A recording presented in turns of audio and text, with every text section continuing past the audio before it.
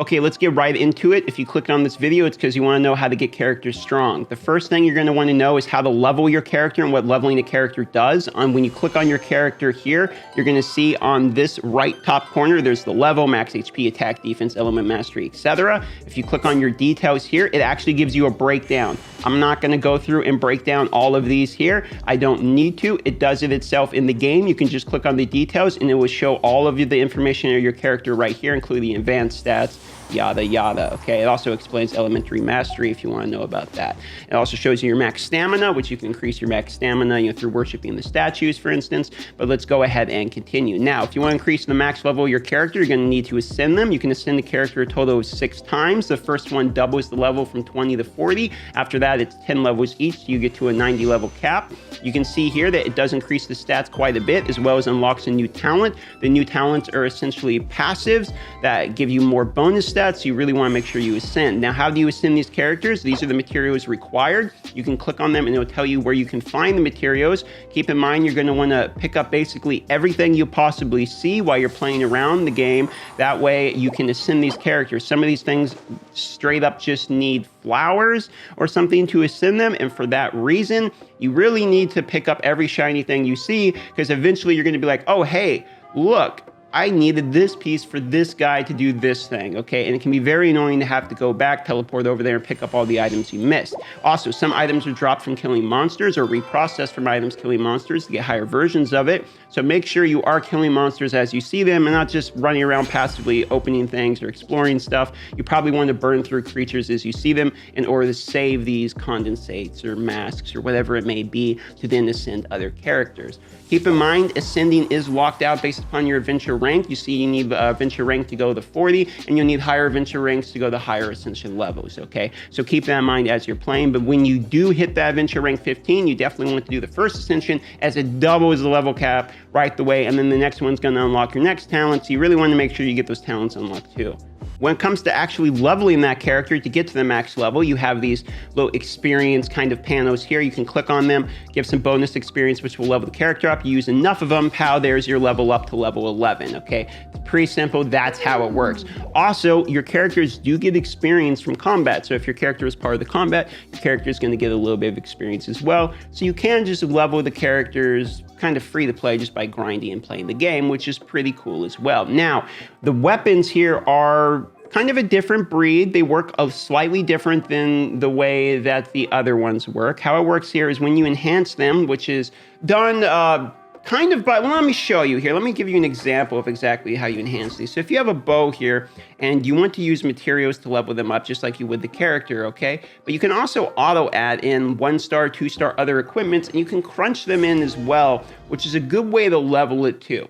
So that is also possible, which I'm a pretty big fan of that. You don't just have to use the books to level them. You can crunch in items that you find to level the gear as well. And you do find lots of 1-star items, etc. as you play through the game. So for that reason, it's a lot easier to level the weapons than I've noticed the characters. Even though the characters get experience, I found that the weapons, I tend to get more spare weapons than the spare experience, if that makes sense. But maybe that's just because I'm leveling multiple characters. Now, as it goes here, there's also something very important, which is called refinery. So if you go to a weapon, okay, and you go to enhance a weapon and you hit your level cap, well, it's only level 20. It needs to go to level 40. What do I do?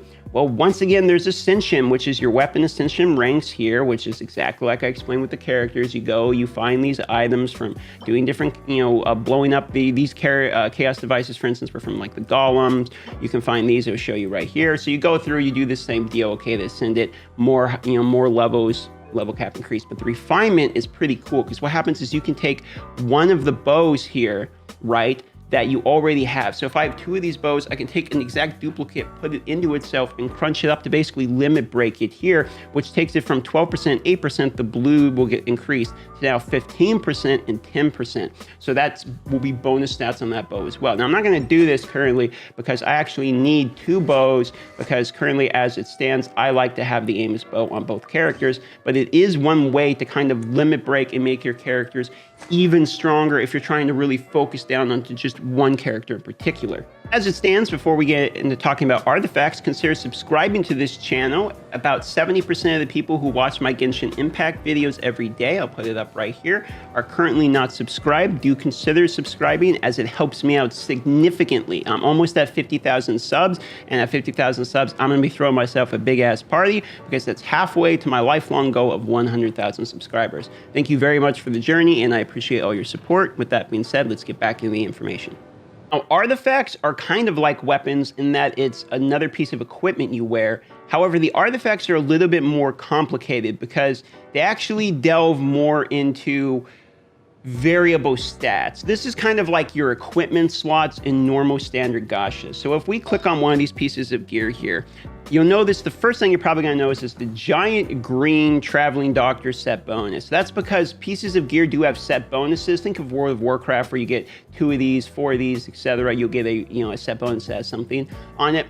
These gear pieces do have that. But on top of it, you're going to notice both a flat attack here, attack of 60, and as I go through the different feathers, you're going to notice all the feathers have that same flat attack. That's because in this game, some items only have certain stats, and feathers are one of those, which will only have the flat attack. So when you're looking at these items here and you're like, hey, look, this here has attack and elemental mastery or something different, or HP, but if I go with a feather, it's only attack. What gives, right? This one's HP, it's all over the place. That's because, again, only some pieces will only have certain bonus stats, okay? Where if you look at the flowers here, it's HP, HP, HP, HP, HP, HP, HP. You're starting to get it, right? It's all HP. However, if you look at this blue one here, do you notice how it says 3-star, and then underneath it, my cat's trying to attack my wires here, it says crit rate plus 2.3%, defense plus 11. On top of the bonus stats and the flat stats that these items get, you will also get a additional bonus stat that is variable underneath it. This is the roll pieces of gear. Like, for instance, I have a purple one. This has 2 bonus stats. You look, here's the purple one, has 2 bonus stats as well. But if you look at some of these, here's a blue one here, but only has 1 bonus stat. So some of these can roll multiple bonus stats at a time, and some of the bonus stats are way, way better than the others. For this reason, you want to make sure you do a lot of the side stuff. I've picked up a lot of these bonus pieces just from doing like side quests, or just not even quests, just like noticing there's the little blue guys that go and then they lead you to a chest or something. Really, really, really want to explore in this game because, for instance, this piece of gear, this Berserker, where it gives you crit rate here when HP is below 70%, crit rate is increased by an additional 24%. This is a nut set. So I've been doing my best to try to find a whole pair of this set so I can put them together, but I haven't had any luck quite yet. So one thing you're going to notice with this is that there is a bonus set on the right side. Try to match the bonus set with the right type of ability, with the right type of character. If you have a character, for instance, that's a DPS character, you want crit or attack. If you have a character that's a healer, like Barbara, which is based upon her max HP, you probably want max HP, go figure. So try to just get the synergies right. I won't hold your hand and tell you exactly what to build on every one and tell you every piece of stat you want. You're an adult, you can figure that part out. Just make sure you get the synergies right, because there's some pretty useless sets for the wrong type of characters, but there's a lot of really nut sets, like the crit one I showed you for DPS characters. So just don't put DPS set on defense, and don't put defense set on DPS, you get it.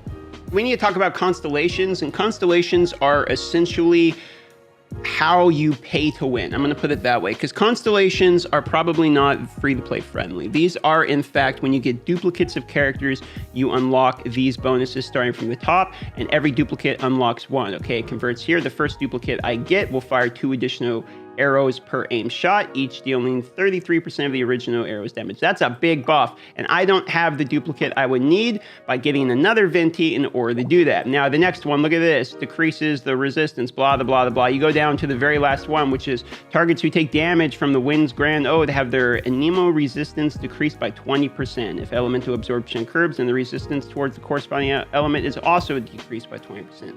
Essentially what they're saying is the very last one is almost always the best. You can see this by, if you look at Barbara, okay, I'll give you a great example. I have Barbara fully unlocked, all right? If we go to her details and we look here at the Constellation, for whatever reason, I just pulled a billion of these characters. I've spent a couple $100 in this game, and I pulled like 8 of her When you get her all the way, look, every 15 minutes, it automatically revives the character to full HP. So if you're playing with like your main character, right? I'm talking about the one you focus down on, and you happen to have the duplicate of this character. When you're just sitting there killing people on your main character, he dies, pow, revived again, full HP. So that's pretty nuts, okay? Now, the whole Bailey and main character thing is something you do in almost any gacha, but do keep in mind there's elemental combos in this game, and you really want to put the right combo with the right character. For instance, if I'm building water people, and I'm like, hey, I want to build my water guy, I'm probably going to combine my water guy with like electric people, or maybe a freeze guy so I can freeze them. I'm probably not going to combine my water person and then put fire on, so I go water first and then try the fire on the water. It's probably not going to work.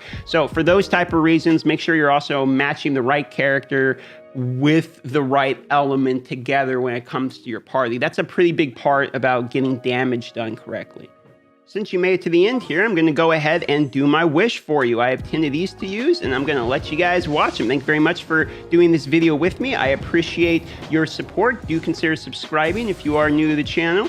And I hope to see you on the next Genshin Impact video. If you've noticed, I've been doing 2 to 3 Genshin Impact videos a day lately, so you will have plenty of Genshin Impact content. On top of that, I'm going to go live, so you can catch me at twitch.tv/Darth Microtransaction. All right, check this out here. This is a duplicate there, so I get another Constellation pick for her. And that's why even 4 stars aren't really that bad, because again, you can slowly work your way through the duplicates and make them stronger and stronger. The duplicate weapons are kind of trash. I'm probably just going to end up using these as pure fodder, but I don't mind pulling a duplicate of that character. Unfortunately, we didn't get a 5-star, but for now, it's going to have to do. And thank you guys very much for watching this video. I love you, and I hope you have a fantastic day.